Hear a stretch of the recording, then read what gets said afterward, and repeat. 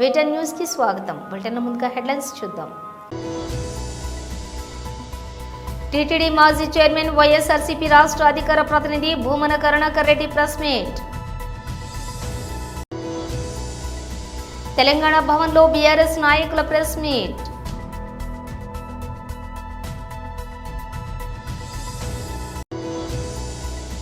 ఆంధ్రప్రదేశ్ ఉప ముఖ్యమంత్రి Shri Pawan Kalyan press meet.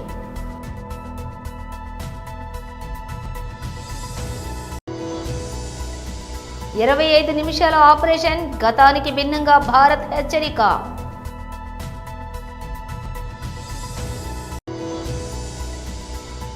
Pranahita Chevella నిధులు కేటాయింపు హర్షణీయం.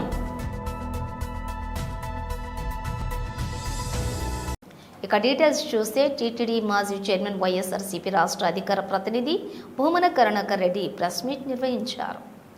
పాలక మండలి చరిత్రలో ఒకే అజెండాతో పాలక మండలి సమావేశం జరిగింది ఈరోజే. ఈ పాలక మండలి సమావేశంలో తీసుకున్నటువంటి తీర్మానం ఏందిరా అంటే, అలిపిరికి అంటే శ్రీవారి పాదాల నుంచి 4 కిలోమీటర్ల ఆవల ఉన్నటువంటి ఏపీ టూరిజం శాఖకు సంబంధించిన 31 ఎకరాల స్థలాన్ని టీటీడీ తీసుకొని పాదాల మంటపం నుంచి, అలిపిరి పాదాల దగ్గర నుంచి 2.5 కిలోమీటర్లో ఉన్నటువంటి టీటీడీ స్థలాన్ని టూరిజం వాళ్లకు బదలాయించటం చాలా ఆశ్చర్యకరమైనటువంటి విషయం. ఇది సాధువులు, భక్త పుంగవులు అందరూ కూడా తీవ్రంగా వ్యతిరేకించినందువలన అక్కడ హోటల్ నిర్మాణాన్ని నేను ఆపేస్తున్నాను అని చెప్పినటువంటి ముఖ్యమంత్రి చంద్రబాబు నాయుడు గారు ఆ హోటల్ నిర్మాణానికి అనుమతులు ఇవ్వటానికి టీటీడీ స్థలాన్ని ఏపీ టూరిజానికి బదలాయింపు చేసేటువంటి అర్జెంటు అజెండా మీద ఈరోజు చర్చ జరిగి తీర్మానం చేసినారు. ఈ రకంగా ఏ కారణంగా అయితే పెద్ద ఎత్తున ఉద్యమం జరిగిందో, మా ప్రభుత్వం ఆ హోటల్కు అనుమతి ఇచ్చింది అని చంద్రబాబు నాయుడు గారు చాలా యాగి ఆయన ప్రతిపక్షంలో ఉండగా చేశారో, అదే చంద్రబాబు నాయుడు గారు అదే హోటల్కి తిరుపతిలో ఉన్నటువంటి అలిపిరి పాదాల మంటపానికి అతి చేరువలో టీటీడీ స్థలాన్నే ఇచ్చేందుకు ముందుకు రావటం ఆశ్చర్యకరమైనటువంటి విషయం. ఇది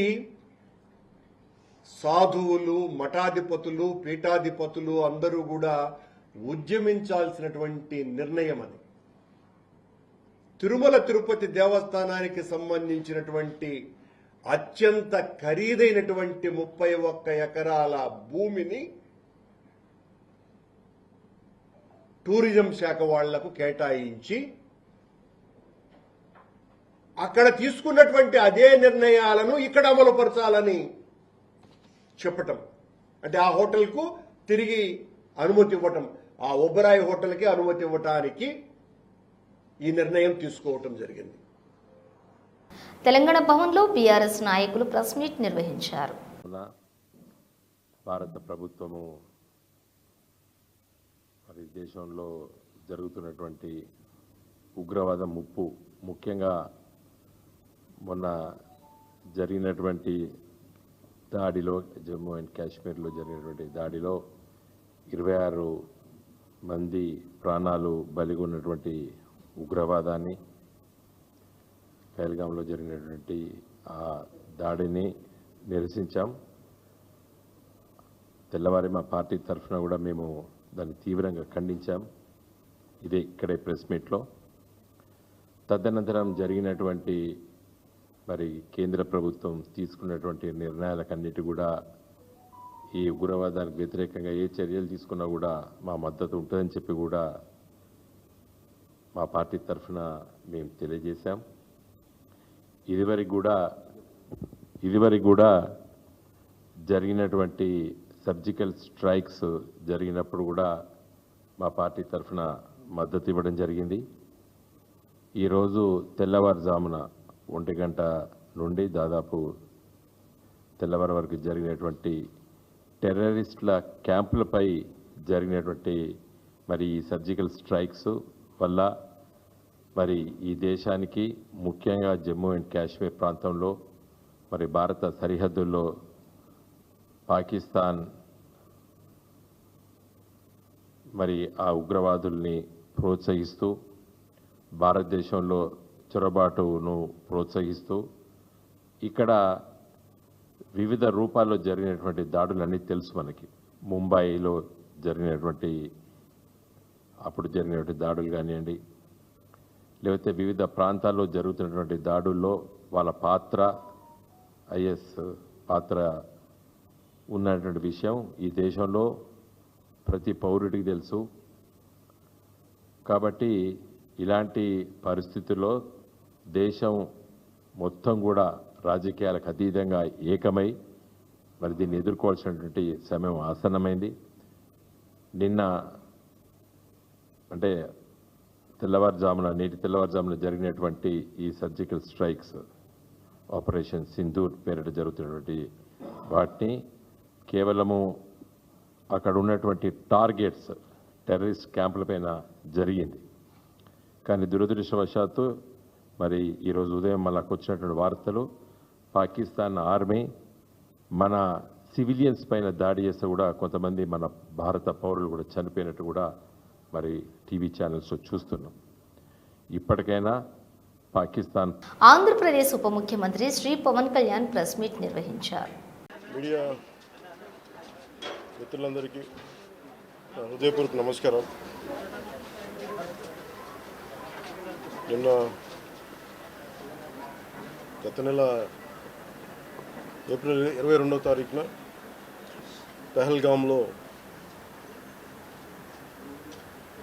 టూరిస్టులుగా వెళ్ళిన చాలామందిని మతం పేరు మీద అడిగి చాలా ఘాతుకంగా చంపేశారు. దేశం మొత్తం పుట్టెడు శోకంలో మునిగిపోయింది. నువ్వు హిందువా కాదా అని చెప్పి అడిగి మరీ చంపేసిన విధానం చాలా చాలా దారుణంగా ఉంది. ముఖ్యంగా ఆంధ్రాకి సంబంధించి దాదాపు 2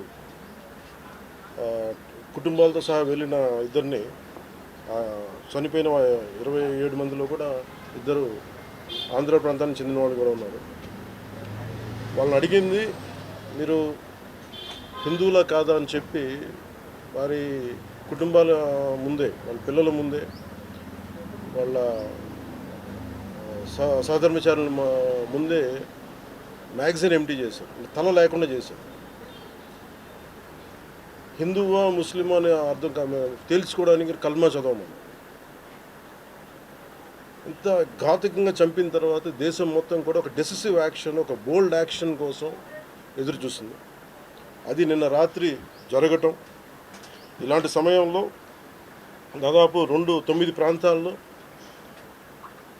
15 కిలోమీటర్ల నుంచి దాదాపు 200 కిలోమీటర్ల లోపల వరకు వెళ్ళి భారతదేశ సైన్యం అక్కడున్న మిలిటరీ ఎస్టాబ్లిష్మెంట్స్కి దాడి చేయకుండా, అక్కడున్న సివిలియన్ క్యాజువాలిటీస్ లేకుండా కేవలం ఎవరైతే ఉగ్రవాద సంస్థలు ఉన్నాయో, ముఖ్యంగా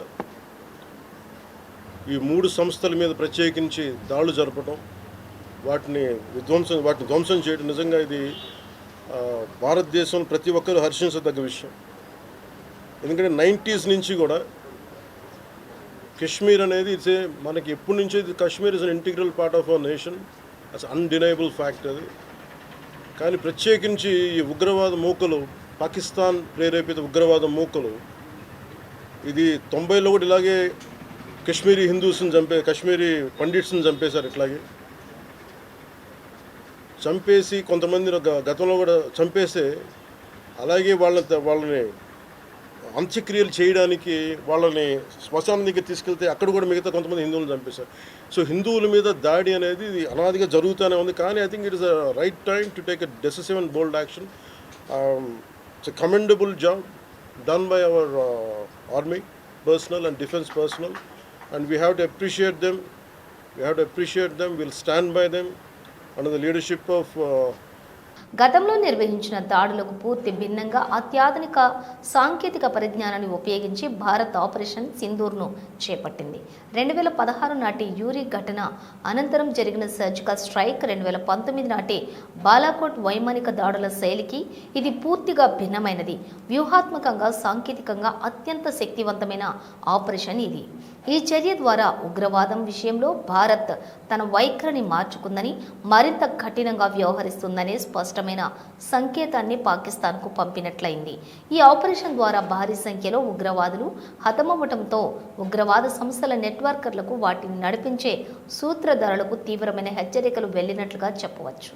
అవసరమైతే పాకిస్తాన్ భూభాగంలోని ఏ లక్ష్యాన్నైనా ఛేదించడానికి భారత్ వెనుకాడదని, లక్షిత దాడులు చేయగల సత్తా తమకుందని ఈ ఆపరేషన్ ద్వారా నిరూపితమైందని, ఉగ్రదాడులకు ప్రతిస్పందన కేవలం సైనిక శక్తి ప్రదర్శనకే పరిమితం కాదని, ఉగ్రవాదుల కార్యకలాపాలకు వారికి లభించే ఇతర వనరుల పునాదులను సమూలంగా పెకిలించి వేస్తామని భారత్ ఈ చర్యతో స్పష్టం చేసినట్లయింది. లక్ష్యాలను అత్యంత ఖచ్చితత్వంతో ఛేదించగల సామర్థ్యం ఉన్న 24 ఆయుధాలను ఈ ఆపరేషన్లో భారత దళాలు వినియోగించాయి. వీటిలో శక్తివంతమైన క్షిపణులు, బాంబులతో పాటు ఆత్మాహుతి డ్రోన్లు కూడా ఉన్నాయి. ఈ ఆయుధాల ద్వారా ఏకకాలంలో 9 ఉగ్రవాద శిబిరాలను పూర్తిగా ధ్వంసం చేశారు. ఈ దాడుల్లో దాదాపు 80 మందికి పైగా ఉగ్రవాదులు మరణించగా మరో 60 మంది వరకు గాయపడినట్లు అంచనా. ఈ దాడికి ముందు భారత ఇంటెలిజెన్స్ అధికారులు అత్యంత పకడ్బందీగా సమాచారాన్ని సేకరించారు. ఉపగ్రహ చిత్రాలు, మానవ వనరుల ద్వారా అందిన నిఘా సమాచారం, ఉగ్రవాదుల మధ్య జరిగిన కమ్యూనికేషన్లను లోతుగా విశ్లేషించి జైషే మహమ్మద్, లష్కరే తోయిబా వంటి ఉగ్రవాద సంస్థలు వినియోగించే శిక్షణ కేంద్రాలను, కాంప్లెక్స్లను గుర్తించారు. వీటితో పాటుగా ఆయా సంస్థలకు చెందినటువంటి ఆయుధ డిపోలు, బ్రెయిన్ వాషింగ్ కేంద్రాలు, స్లీపర్ సెల్ ప్రణాళిక కేంద్రాలను కూడా నిర్ధారించుకున్నారు. సరిహద్దులకు అత్యంత సమీపంలో ఉన్న ఉగ్ర స్థావరాలపై కొన్ని రోజుల పాటు డ్రోన్ల ద్వారా నిరంతర నిఘా ఉంచారు. ఆయుధాల ఎంపికలో కూడా భారత దళాలు అత్యంత వ్యూహాత్మకంగా వ్యవహరించాయి. SCALP cruise missile, hammer guided బాంబులను వంటి అధిక ఖచ్చితత్వం కలిగినటువంటి ఆయుధాలతో పాటు ఆత్మాహుతి డ్రోన్లను కూడా ఈ ఆపరేషన్లో వినియోగించారు. సుమారుగా 25 నిమిషాల పాటు సాగిన ఈ ఆపరేషన్లో అంతర్జాతీయ సరిహద్దు నుంచి దాదాపుగా 100 కిలోమీటర్ల దూరంలో పాకిస్తాన్లోని బహవల్పూర్లోని ఉన్న జైషే మహమ్మద్ ఉగ్రవాద శిబిరంతో పాటు పలు ఇతర స్థావరాలను నేలమట్టం చేశారు. ఈ బహవల్పూర్ ప్రాంతంలోనే పాకిస్తాన్ ఆర్మీకి చెందిన రెజిమెంటల్ సెంటర్ కూడా ఉండటం గమనార్హం. పాకిస్తాన్లో అత్యంత కీలకమైన పంజాబ్ ప్రావిన్స్లోనే 4 ఉగ్రవాద శిబిరాలను ఈ ఆపరేషన్లో ధ్వంసం చేశారు. ప్రాణహిత చేవేళ్ల నిధులు కేటాయింపు హర్షణీయం. మండల అధ్యక్షులు నౌసీలాల్ నాయక్ మాట్లాడుతూ, తెలంగాణ రాష్ట్రంలో సీఎం రేవంత్ రెడ్డి, ఆర్థిక శాఖ మంత్రి భట్టి విక్రమార్క, ఇరిగేషన్ శాఖ మంత్రి ఉత్తమ్ కుమార్ రెడ్డిలకి రైతుల పక్షాన కృతజ్ఞతలు తెలిపారు. మిషన్ భగీరథ నీటిని మల్లన్నగుట్ట కామారెడ్డికి తరలించిన ఘనత షబ్బీర్ అలీకి దక్కుతుందన్నారు. మాచారెడ్డి మండల కేంద్రంలోని వారి చిత్రపటాలకు పాలాభిషేకం చేయడం జరిగిందన్నారు. ఈ కార్యక్రమంలో ఏఎంసీ డైరెక్టర్ నునావత్ గణేష్ నాయక్, యువజన అధ్యక్షులు రాజిరెడ్డి, ఎస్సీ సెల్ అధ్యక్షులు director Rajalingam, Maqbool Ramachandram, ST cell అధ్యక్షులు శంకర్ నాయక్, మైనారిటీ అధ్యక్షులు అస్లాం, గ్రామ అధ్యక్షులు బన్షీ నాయక్, అలాగే సీనియర్ నాయకులు, మండల యువజన నాయకులు, కార్యకర్తలు, గ్రామ పెద్దలు పాల్గొనడం జరిగింది. 17 ప్రభుత్వాలు మన ప్రభుత్వాలు ఉన్నాయి. మరి అక్కడ ఎక్కడ చేయని విధంగా మరి ఈరోజు కాంగ్రెస్ ప్రభుత్వం మన తెలంగాణ రాష్ట్రంలో తులన చేసి మరి యావత్ భారతదేశానికి ఆదర్శం గోల్డ్ మోడల్గా మన తెలంగాణ రాష్ట్రం కాబోతున్నామని చెప్పి చెప్తా ఉన్నాం. మరి ఈరోజు మాచారెడ్డి మండల కేంద్రంలో మా వివిధ గ్రామాల నుంచి గ్రామ అధ్యక్షులు మరియు సీనియర్ నాయకులు మరి అందరూ ఈరోజు మేము పాలాభిషేకం మరి రాహుల్ గాంధీ గారికి, మన తెలంగాణ రాష్ట్ర సీఎం ముఖ్యమంత్రి వర్యులు రేవంత్ రెడ్డి గారికి, మరి అదేవిధంగా ఎస్సీ ఎస్టీ మైనార్టీ మరియు ప్రభుత్వ సలహాదారు షబ్బీర్ అలీ గారికి కూడా మేము పాలాభిషేకం చేయడం జరిగింది. అంతేకాకుండా మరి అదే 22 ప్యాకేజు మరి ప్రాణహిత చేవేళ్ల ఆ రోజు ఏమైనా మన ముఖ్యమంత్రి రాజశేఖర రెడ్డి గారు తీసుకువచ్చిన వంటి ప్రాజెక్టును మరి గత ప్రభుత్వము మరి ఆపేసింది. ఇలా 10 సంవత్సరాల నుంచి అట్లనే పడుబడితే మరి మన తెలంగాణ రాష్ట్రంలో ముఖ్యమంత్రి వర్యులు మరియు మన రాష్ట్ర ప్రభుత్వ షబ్బీర్ అలీ గారు మరి దాన్ని దృష్టి తీసుకొని మరి నేను నా పూర్తి శ్వాస ఉండే వరకు ఈ ప్రాణాయత చెవెల్లా ఈ కామారెడ్డికి కావాలనే ఉద్దేశంతో మన రాష్ట్ర ప్రభుత్వ షబ్బీర్ అలీ గారు దాన్ని ఆచితూచి పనిచేసి మరి 23,000 కోట్లతోని మరి ఇలా ప్రభుత్వం కూడా వస్తుందంటే మన కామారెడ్డికి చాలా గౌరవకరమైన విషయం గురించి చెప్తా ఉన్నాం మాజీ మండలం తరఫున. మరి ఈ విషయం వాసిమాజీ కాదు, ఇలా మన ఎంతో రైతులకు మేలు కలిసే విధంగా మరి కామారెడ్డి మున్సిపాలిటీ కానీ మరి అటు ఎల్లారెడ్డి కానీ మరి ఇటు రామాయంపేట కానీ మరి ఇలా ప్రాణాయత చేవెళ్ళ 22 ప్యాకేజు ఇలా వస్తూ ఉన్నాడంటే మేము అందరూ మరి ఇలా మాచేడి మండల కేంద్రంలో పాలాభిషేకం చేయడం జరిగింది. మన కామారెడ్డి తరఫున మరి ప్రభుత్వ షబ్బీర్ అలీ గారికి ప్రత్యేక ధన్యవాదాలు తెలియజేస్తా ఉన్నాం. మరి అంతేకాకుండా మరి ఈరోజు ఇలా గత ప్రభుత్వం మరి ఇలా రోడ్లు హైడ్ చేసి మాచేడి గజన గండంలో మరి డ్రైనేజ్ లేకుండా ఇస్తే మరి 3 నుంచి 4 సుమారు 4-5 కోట్లు ఇలా ప్రపోజల్ పంపించి మరి త్వరలోనే ఆ పనులు కూడా గజన గండంలో డ్రైనేజ్ విషయాన్ని కూడా మేము ముందుకు వచ్చి మన ప్రభుత్వం చేస్తా ఉన్నాం. మరి మాచేడి మండలం తరఫున మరి మా షబ్బీర్ అలీ గారికి ముఖ్యమంత్రి రేవంత్ రెడ్డి గారికి ప్రత్యేక ధన్యవాదాలు తెలియజేస్తూ మరి జై కాంగ్రెస్, జై కాంగ్రెస్, షబ్బీర్ అలీ గారి నాయకత్వం, రేవంత్ రెడ్డి గారి నాయకత్వం. ప్రభుత్వాలు మారినా ప్రభుత్వ రెవెన్యూ ఉద్యోగుల పనితీరు ఏమాత్రం మారటం లేదు. ఉమ్మడి నెల్లూరు జిల్లా గూడూరు రూరల్ పరిధిలోని ఇందిరమ్మ కాలనీ వద్ద తమ ఇంటి స్థలాన్ని కబ్జాదారులు కబ్జా చేశారని పలుమార్లు రెవెన్యూ అధికారి చంద్ర అనే వ్యక్తికి ఫిర్యాదు చేసినా పట్టించుకోని వైనం. గూడూరు అరుంధతి పాలెంకు చెందిన గురువమ్మ అనే మహిళ మరియు కుటుంబ సభ్యులు గత 6 నెలలుగా తహసీల్దార్ ఆఫీస్ చుట్టూ తమకు న్యాయం చేయాలని తిరుగుతున్నారు. సంబంధిత ఎంఆర్ఓ వెంటనే స్పందించి సమస్యను పరిష్కరించమని వీఆర్ఓ చంద్రకు ఆదేశాలు జారీ చేసినా పట్టించుకొని వైనం. ప్రభుత్వం తనకు ఇచ్చినటువంటి ఒరిజినల్ పట్టా పాస్ పుస్తకం తన దగ్గర ఉన్నా కూడా చూసి చూడనట్టు వీఆర్ఓ చంద్ర వ్యవహరిస్తున్నాడని వాపోయారు. మాట్లాడినా నాకు భయంలే, ఎవరితో మాట్లాడినా నాకు భయం. నువ్వు ఎక్కడన్నా తెలుసుకోపో, నేనైతే చేయను. నేను ఖచ్చితంగా మాట్లాడుతున్నాడు. బ్లాక్ మెయిల్ చేస్తున్నారు మమ్మల్ని సార్. వాళ్ళు మేము ఏం చేయాలా? మాకు చేతిలో డబ్బులు లేని వాళ్ళమే, మాకు ఇంత లంచం ఇస్తే మేము చేస్తామంటున్నారు. మేము 30,000 40,000 అడుగుతున్నారు. మేము ఎక్కడ తెచ్చిచ్చాము వాళ్ళకి లంచాలు ఉంటే డబ్బు ఉంటే ఇల్లే కట్టుకుంటాం కదా సార్. మేము ఏమీ లేకుండా ఖాళీ స్థలం పెట్టుకుని పాసి పనులకు పోయి బతుకుతా ఉండేవాళ్ళమే. ఈ మాత్రం బ్లాక్ మెయిల్ చేస్తే మేము ఎక్కడ తెచ్చిచ్చాము? వాళ్ళ పాటికి వాళ్ళు లంచాలు తీసుకొని ఎవరు కాడంటే వాళ్ళ కాడ బ్లాక్ మెయిల్ చేసి ఈ మాత్రం ఫ్లాట్లు ఎవరి అంటే వాళ్ళకి ఇచ్చేస్తా ఉంటే ఎన్ని సంవత్సరాల నుంచి తిరిగా? మేము 2 సంవత్సరాల నుంచి తిరుగుతా ఉన్నా నేను. ఇప్పుడు నాకు ఏ న్యాయం జరగలే ఇక్కడ. 2 సంవత్సరాల నుంచి కాలుకి బల్బం కట్టుకొని తిరుగుతున్నా. ఆఫీస్ కాడికి ఆడికి ఏడికి ఫ్లాట్ కాడికి ఇప్పుడు కూడా ఎంటాడుతూనే ఉండరు వాళ్ళు. నిన్న కూడా పోయి వేస్తా ఉన్నారు ఇల్లు. పేరు జి శశికుమార్. నేను భారత్ కమ్యూనిస్ట్ పార్టీ సిపిఐ నియోజకవర్గ కార్యదర్శి గూడూరు. ఈ గూడూరు రూరల్ ప్రాంతంలో గాంధీనగర్ పంచాయతీలో గాంధీనగర్ సచివాలయం పరిధిలో అనేక రకాల ఎస్సీ ఎస్టీ బీసీ మైనారిటీ పేదవాళ్ళు నివసిస్తుంటారు అనమాట.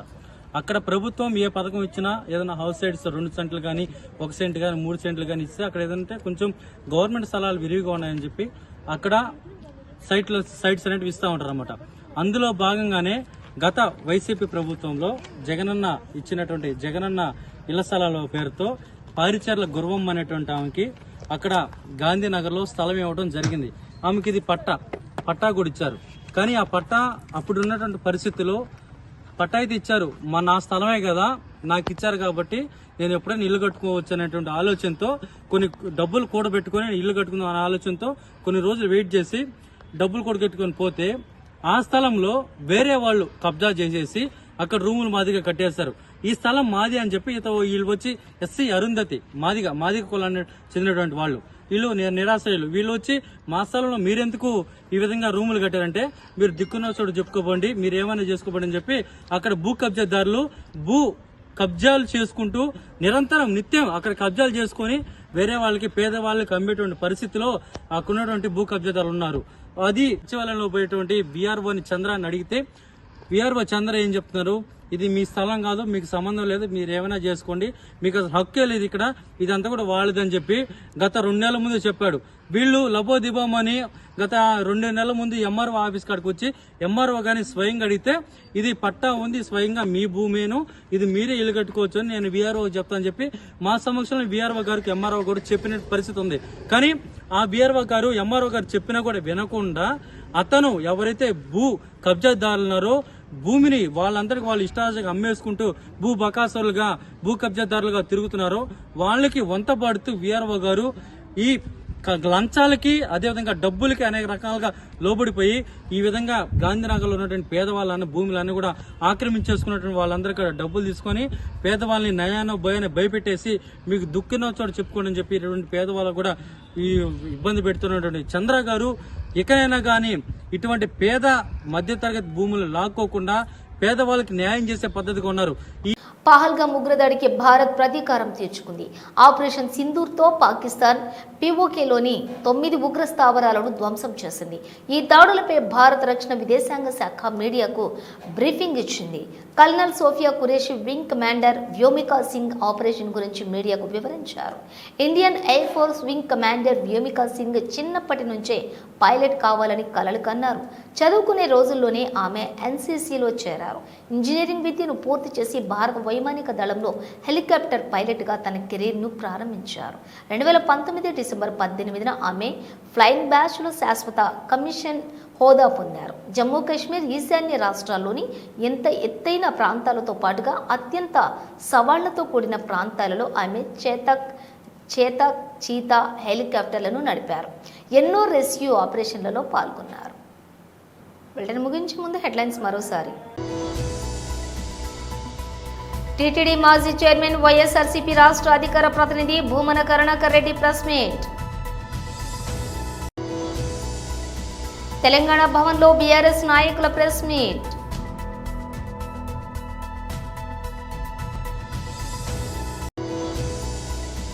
ఆంధ్రప్రదేశ్ ఉప ముఖ్యమంత్రి శ్రీ పవన్ కళ్యాణ్ ప్రెస్ మీట్.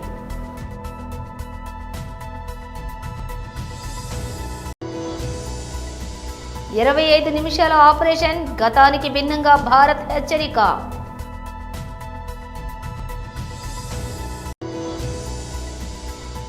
ప్రాణహిత చేవేళ్ల నిధులు కేటాయింపు హర్షణీయం.